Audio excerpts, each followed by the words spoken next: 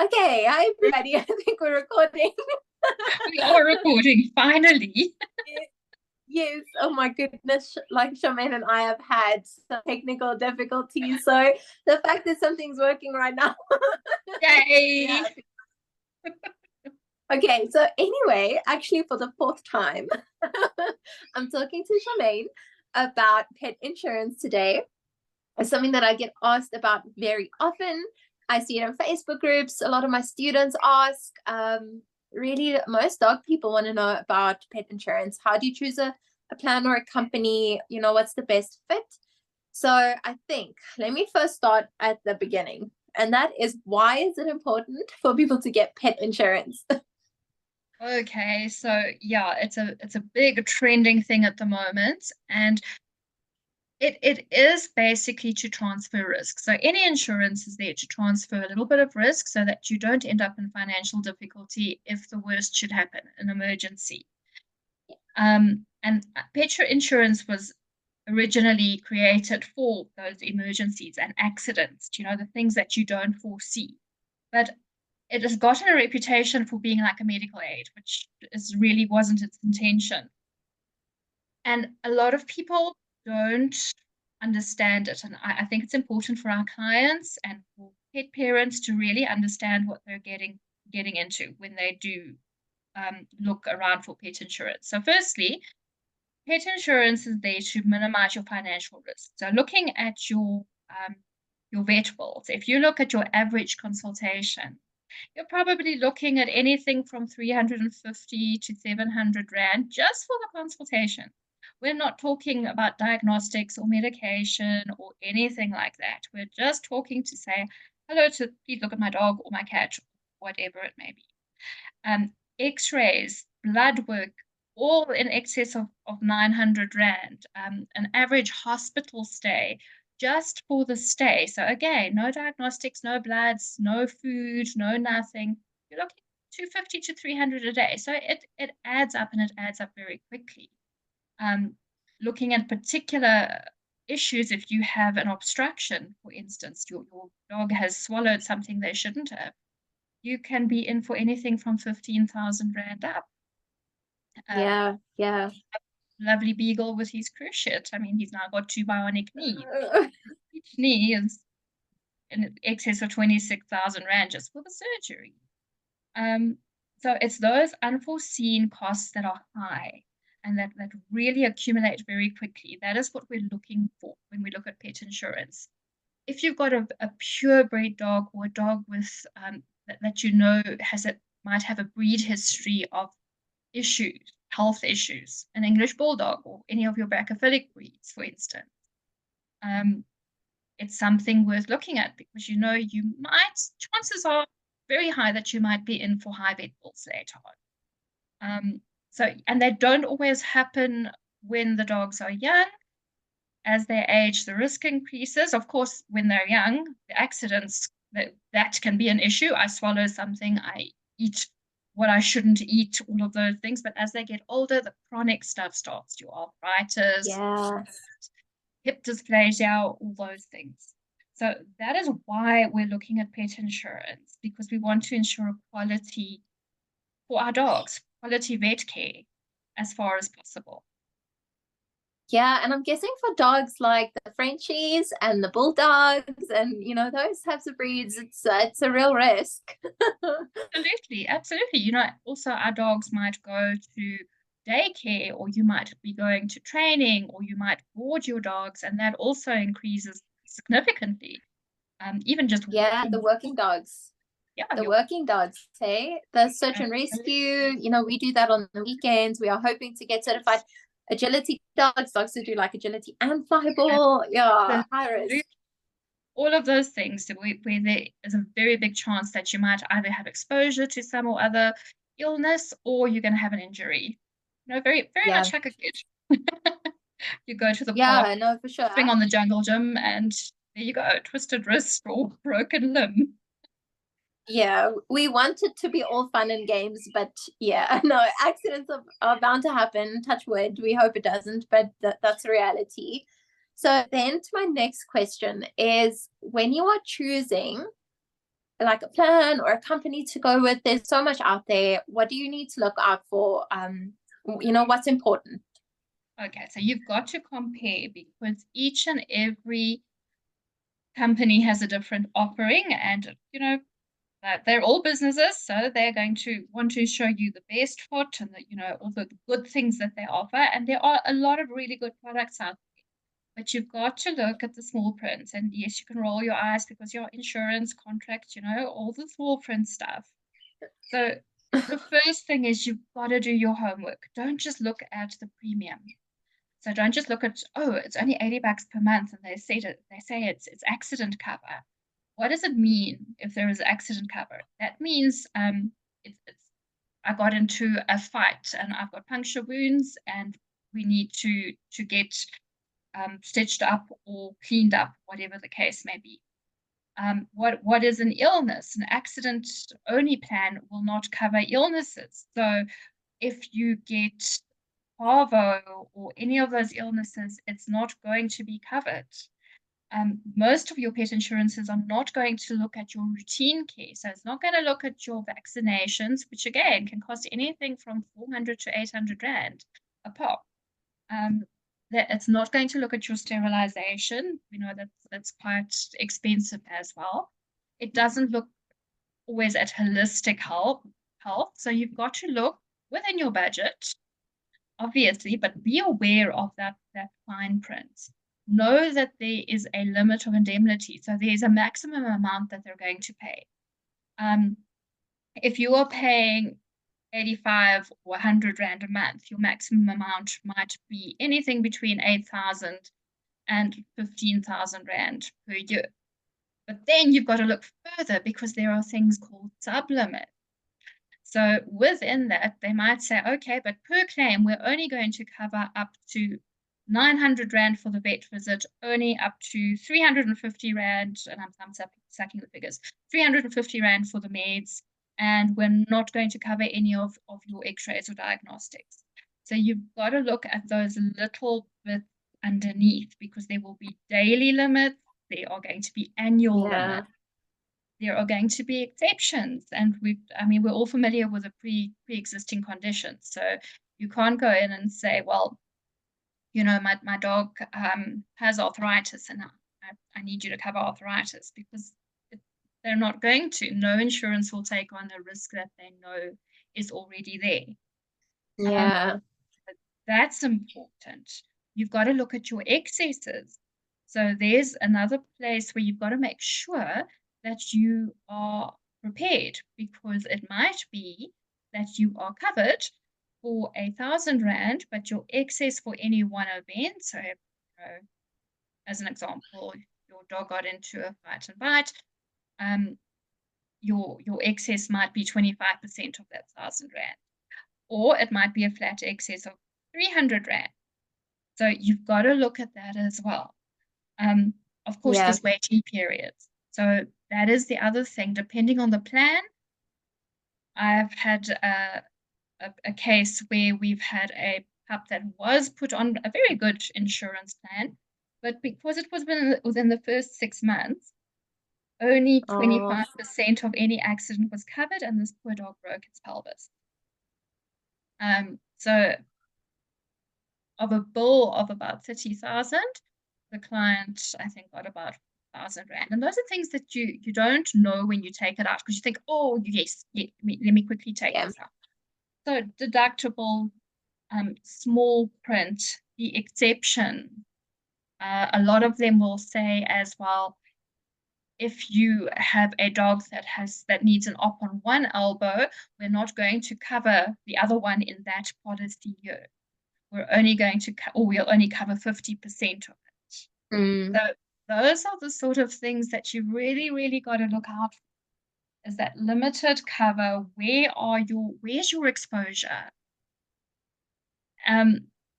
Lastly, as well, I think what's very important is figure out how they pay. So some of them will pay up front. Some of them have like a card facility.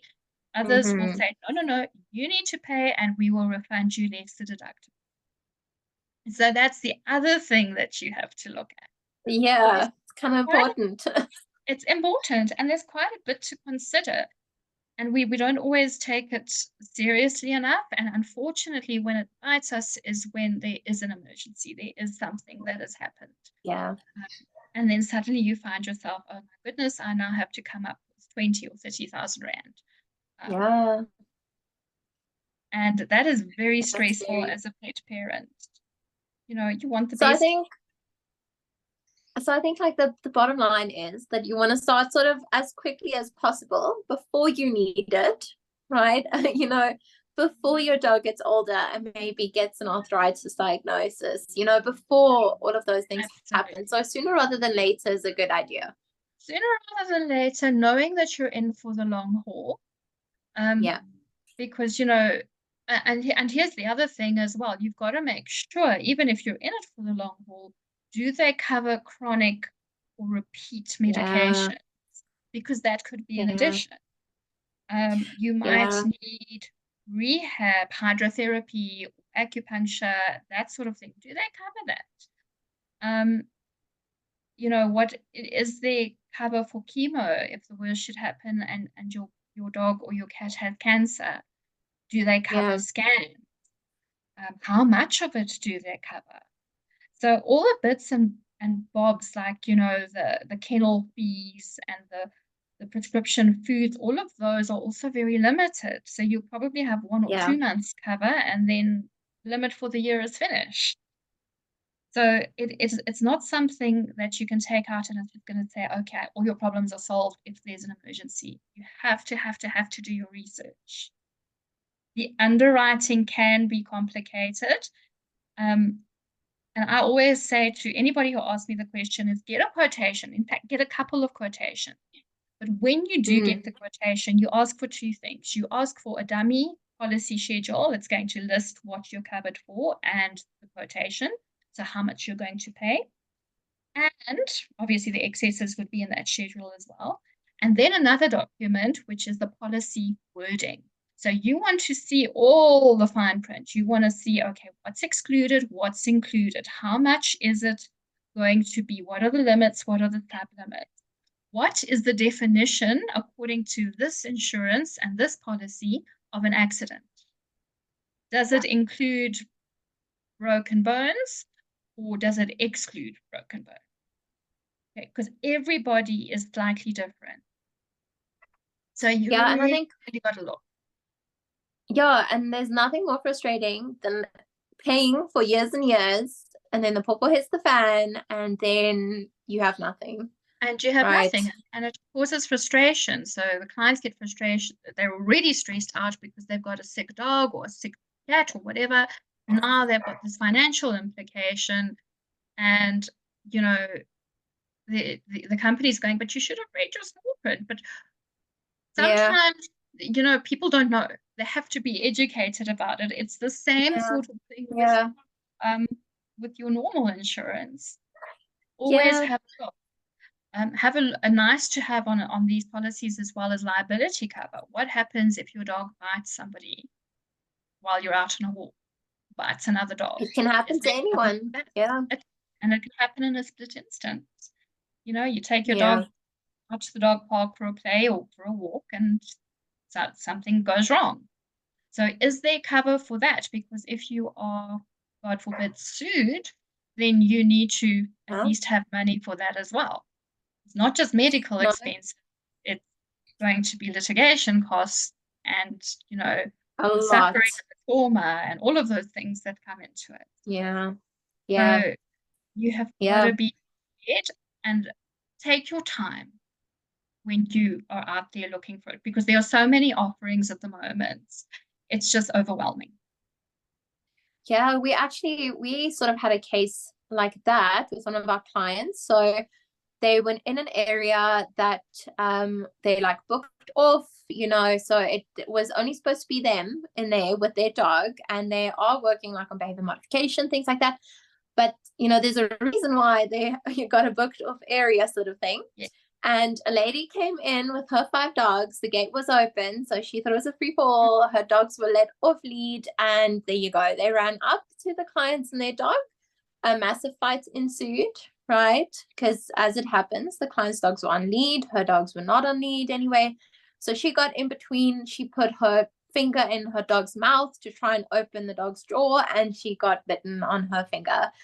And she was, I think that lady was like a concert pianist or a concert violinist, right? Working with her fingers and her hands and things like that. So it really, like, it can happen to anybody. It wasn't supposed to happen in that situation, right? And it kind of did. So yeah, you want to be thinking about worst case scenarios, unfortunately, in those situations. Okay, so that leads me to the kind of most important answer, because I know as humans we are lazy. But can you let me know what your top 3 or maybe your top 5 things are that we can look at, or even your top 1? So what is your favorite one? Where is the starting point for us to go and do some research?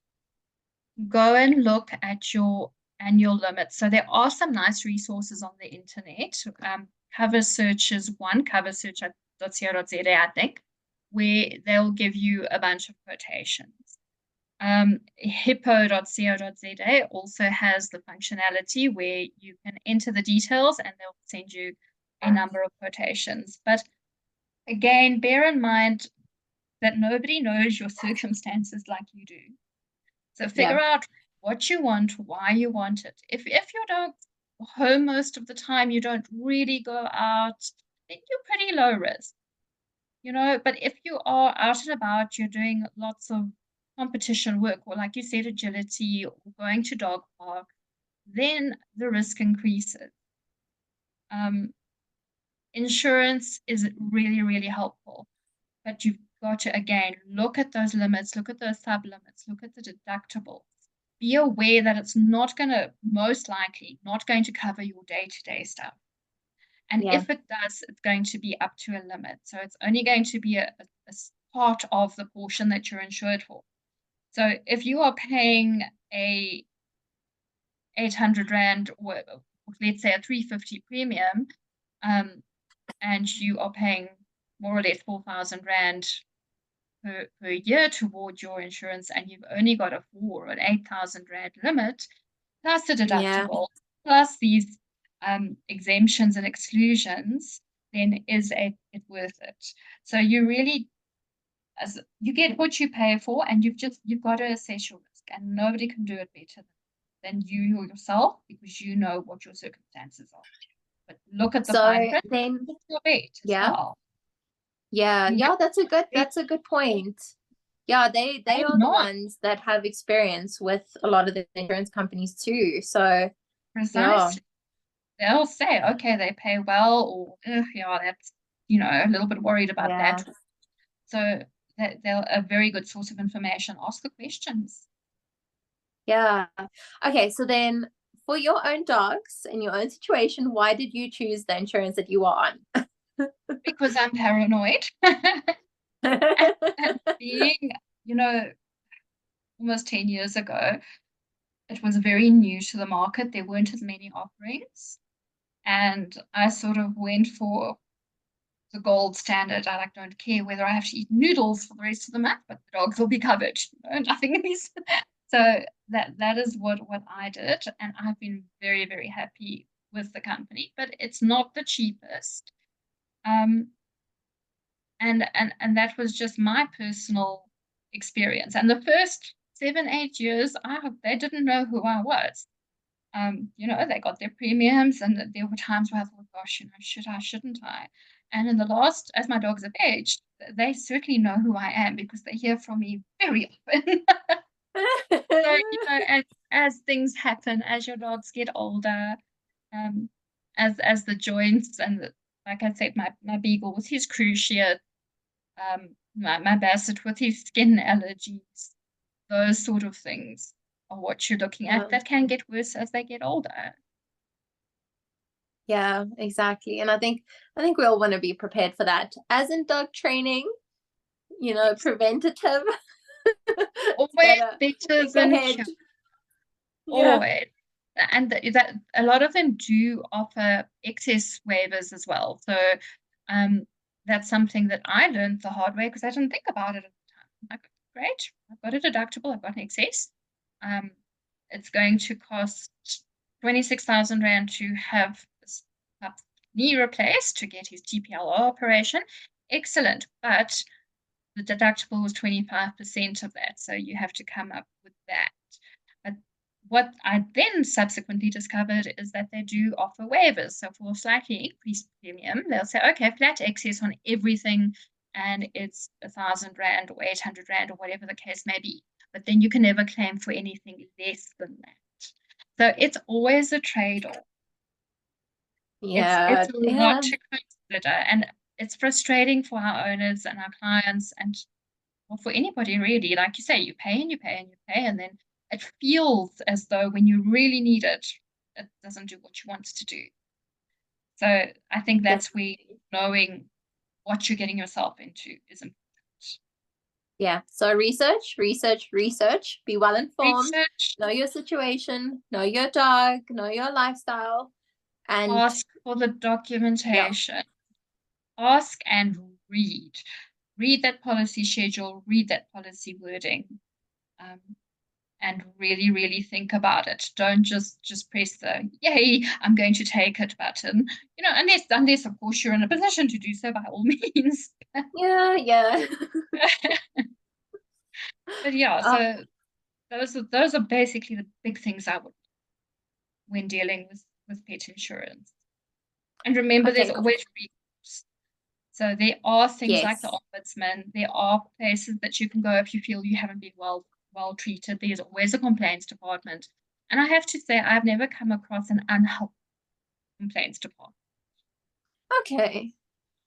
But again, prevention is better than cure, because the complaints department will most likely tell you, go to page this and paragraph that, point that, and it's too bad. Yeah, unfortunately. Okay. But thank you so much, Charmaine, and then we'll chat to you next time. Excellent. I hope that was helpful, guys. Have a good one. Bye. Bye. Cheers.